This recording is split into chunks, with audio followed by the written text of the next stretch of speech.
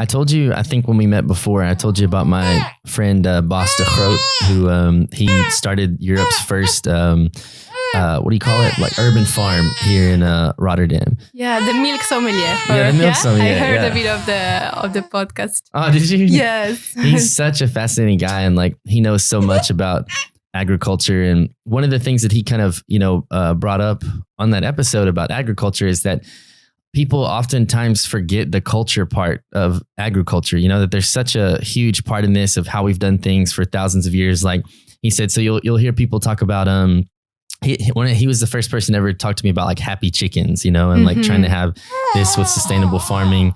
But he said like this idea that people want to, let's say, take a domesticated, farm cow, and they want to let that cow, like these are kind of more extremist, let's say, type people, but they just want that cow to be able to live for, 13 years or whatever. Or they want you to just let these chickens roam free. And then when they die, then you would maybe harvest them or something like that. And he was like, these aren't just, wild animals that if you let this chicken just live, he's going to live a happy life and then die. These chickens are bred to be killed in like 30 to 60 days or whatever. And they did experiments on the farm where they would let some of these, like they would mark a couple of chickens and say, this one doesn't get slaughtered. And they don't live very good lives after they hit that mark of when they're supposed to be slaughtered, because we as humans for 7,000 years have been breeding them in that way. Same thing with cows, I did a lot of research like about a year ago during the first COVID lockdown when you had so much free time, but like trying to figure out, if we didn't slaughter cows, like what would be their normal lifespan and stuff like that. And people are saying, you don't really know, because most of these cows like that are domesticated, on farms, like, I don't know if domesticated is the right word for that or not, but they. Yeah, like a hybrid. No, they're like. They're also like hybrid, genetically selected. Yeah, but they're not wild, right? No, yeah. And so it's like farmers spend so much money keeping them healthy, keeping them alive, like, all this stuff like the antibiotics and all these different things that they put them on, which, you can debate the ethics of that and whatnot. But there's not a lot of such thing anymore as what you picture in your mind of these kind of just like wild roaming free buffalo or something, like a wild, like a cow is just going to be out in the wild like a buffalo. Like we as humans have, through agriculture and through the science of this, bred these animals to be the way that they are today for the purpose of us eating them or us getting their milk or things like that. So you can't really separate that. If you're going to be a part of the food supply chain where you consume it at the end, you can't just, like what you were talking about during the break, of separate yourself and think, no, I get mine, from a happy cow that does this and that. It's like, I think it's very difficult to be ethical in a way about this, because there's just so many different factors and so many different things going on, because like you say, it's such a complicated global supply chain that's so far removed from us as the people who consume the food. Mm-hmm. Yeah.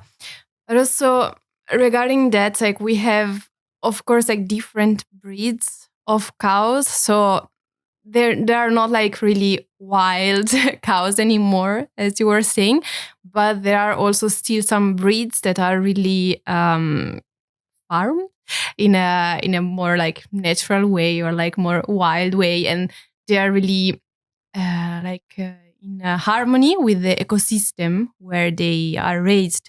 So I don't know, for example, the Chianina in Italy, it's a type of, it's a breed of cow, to make an example, and they are semi-wild. And also, if you remove the cow from that ecosystem, the ecosystem collapses. And that happens with that cow, but with a lot of different animals.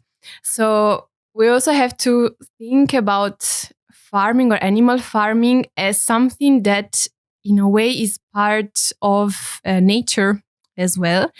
And humans, as you were saying, have raised those animals for years and centuries, and they have co-created a type of ecosystem which is it's special, and it exists because of the animal as well.